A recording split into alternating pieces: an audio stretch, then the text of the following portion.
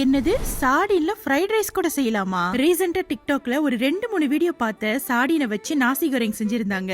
Honestly நான் இதுதான் first time கேள்விப்படுறனால சரி ஒரு ட்ரை பண்ணி பாப்போம்னு என்னோட வெர்ஷன்ல செஞ்சிருக்கேன். வாங்க இன்னைக்கு சாடின் ஃப்ரைட் ரைஸ் எப்படி செய்யறதுன்னு பார்க்கலாம். அதுக்கு முன்னாடி இது போல நிறைய ரெசிபிஸ் உங்களை வந்து சேரணும்னா மறக்காம டெக்கோன ஃபாலோ பண்ணிக்கோங்க. என்ன காஞ்சதோ 2 கைப்பிடி அளவு வெங்காயம் சேர்த்து கண்ணாடி பதம் வர அளவுக்கு வதக்கிக்கோங்க. கூடவே சாப் பண்ண பூண்டு இஞ்சியும் சேர்த்து பச்சை வாசனை போற அளவுக்கு வதக்கிக்கோங்க. அதுக்கப்புறம் உங்க காரத்துக்கு ஏத்த மாதிரி சில்லி பாடி கரி லீஃப் கூட ஆட் பண்ணலாம். இது கம்ப்ளீட்லி ஆப்ஷனல். எனக்கு பிடிச்சனால நான் சேர்த்திருக்கேன். உங்களுக்கு வேணும்னா ஸ்கிப் பண்ணிருங்க. இது கூடவே மிளகாத்தூள் இல்லனா சில்லி பேஸ்ட் கூட நீங்க ஆட் பண்ணிக்கலாம். சில்லில இருந்து நல்லா எண்ணெய் பிரிஞ்சு வர அளவுக்கு வதக்கிக்கோங்க. அதுக்கப்புறம் என்னங்க இன்னைக்கு நம்மளோட ஹீரோவே சாடினை தான் ஒரு தூக்கி உள்ள போட்டுருங்க. சாடின் நல்லா வெந்த பிறகு இது கூடவே தேவையான அளவு உப்பு சேர்த்துக்கோங்க. பேன்ல ஒரு ஓரமா 2 முட்டையை இந்த மாதிரி சேர்த்து நல்லா மிக்ஸ் பண்ணி விட்டுக்கோங்க. முட்டை நல்லா குக் ஆனதும் நல்லா ஆறுன சோறை சேர்த்துக்கோங்க. அதுக்கப்புறம் என்னங்க அடுப்பு கொஞ்சம் ஹை ஃப்ளேம்ல வச்சு நல்லா அப்படிக்கா அப்படிக்கான்னு பரட்டி எடுத்தீங்கன்னு வச்சுக்கோங்களேன். நல்ல சுவையான சாடின் ஃப்ரைட் ரைஸ் ரெடி. இருங்க இன்னைக்கு ஒரு புது டெக்னிக்கா அன்லாக் பண்ணிருக்கேன். எனக்கே பெருமையாச்சு முட்டையை இந்த மாதிரி ஃபிளிப் பண்ணோன்னு. இந்த சாடின் ஃப்ரைட் ரைஸ்க்கு இந்த ஆனியன் ஆம்லெட் தாங்க பெஸ்ட் காம்போ. ட்ரை பண்ணி பார்த்துட்டு கமெண்ட்ல எப்படி இருக்குன்னு சொல்லுங்க.